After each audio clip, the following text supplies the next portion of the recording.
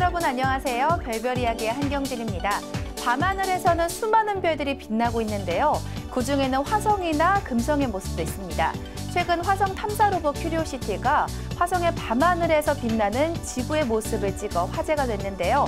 지구를 떠나 다른 행성의 밤하늘에서 지구는 어떤 모습일까요? 오늘도 우리들의 궁금증을 해결해 주실 이태훈 교수님과 함께 이야기를 나눠보도록 하겠습니다. 안녕하세요. 네, 안녕하십니까. 네, 지구에서 화성 본 적 있으신가요? 네, 직접 본 적은 별로 없군요. 네. 지구에서 화성을 보면 화성의 밝기가 거리에 따라 좀 바뀌는데요.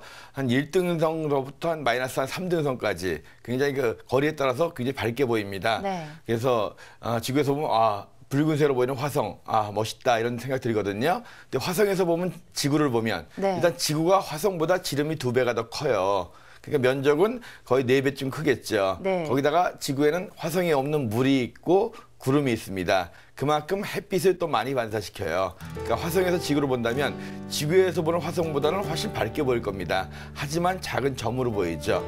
지난 1월 31일 날 큐리오시티가 화성에서 멀리 보이는 지구와 달을 촬영해서 보낸 거거든요. 물론 지구에서 보는 화성보다는 밝게 보이지만 그래도 화성에서 지구를 볼 때는 작은 점에 지나지 않거든요. 그래서 70억 명 가까운 사람이 사는 이 지구와 같은 세계가 화성까지만 가더라도 작은 점에 지나지 않는다. 사실 어떻게 보면 허탈하다는 생각도 들거든요. 하지만 이 화성에서 보는 지구, 앞으로 한 수십 년 후에는 화성에 사람이 살게 되겠고 거기에서 또 이 밤하늘에서 이 지구를 관측하는 사람도 있겠죠. 그래서 지구에서 보는 화성보다는 화성에서 보는 지구가 최소한 한 10배 이상 좀 밝게 보일 거긴 하지만 그래도 역시 작은 점에 지나지 않는다. 그런 겁니다. 그래서 큐리오시티 이제 10주년 됐는데 이런 역사적으로 기록에 남는 사진도 찍어서 보내는 것 같으니까 참 기특하다는 생각도 듭니다. 네, 그러니까 큐리오시티가 화성에서 바라보는 지구의 모습을 이렇게 촬영했는데 역시 밝게 보이긴 하지만 그래도 작은 점에 불과하다는 말씀이신 거죠? 네, 알겠습니다. 자, 그럼 지난 한 주에는 어떤 일이 일어났을까요? 별별 뉴스 시작하겠습니다. 지구에서 가장 가까운 갈색외성 표면의 기상도가 최초로 작성되었습니다. 이 갈색외성은 태양으로부터 고작 6광년밖에 떨어져 있지 않은 최근에 발견된 한 쌍의 갈색외성 중 하나입니다.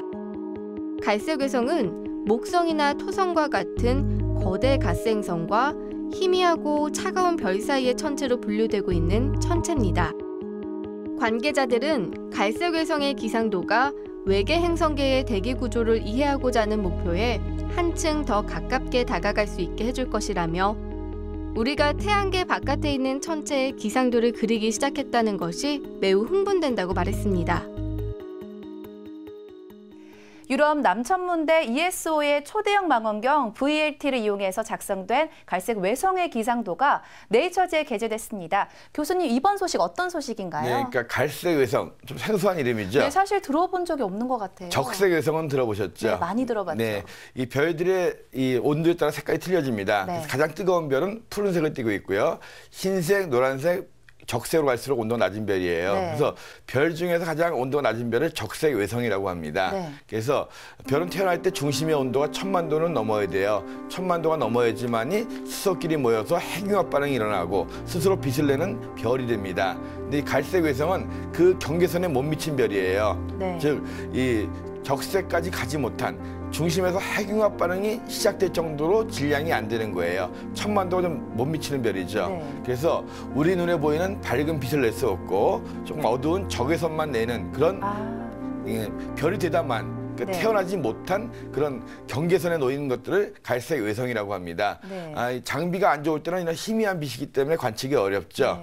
이번에 그 유럽 천문대에서 그 칠레에 건설한 그 VLT, 현존하는 가장 큰 광학 망원경입니다. 8m짜리 그 반사 망원경을 몇 개를 합쳐가지고 만든 거대한 망원경인데요.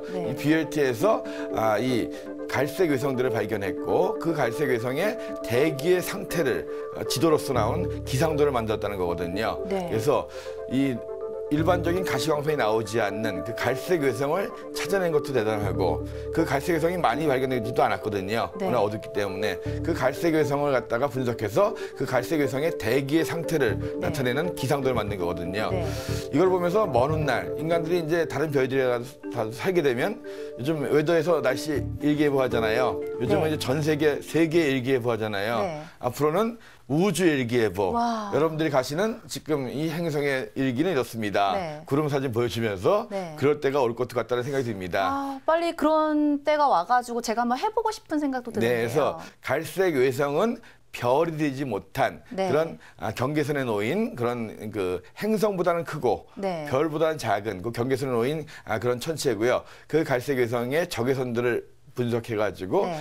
이거 VLT 현존하는 가장 큰 광학망원경인 VLT를 이용해서 그 기상도를 만들었다는 네. 얘기거든요. 그래서 아무튼 먼 훗날 오래오래 사셔가지고 네. 꼭 한번 그 외계 행성들, 외계 별들의 일기예보를 하는 날이 오길 바라겠습니다. 네, 그러니까 이렇게 천만도에 미치지 못해서 그 별이 되다 만 게 바로 갈색 외성이고 그렇죠. 이거의 그 대기 상태를 기상도로 이번에 만들었다는 말씀이신 거죠? 그렇죠. 네. 네, 알겠습니다. 자, 별별 뉴스에서 다음 시간에 전해드릴 새로운 소식도 기대해 주세요.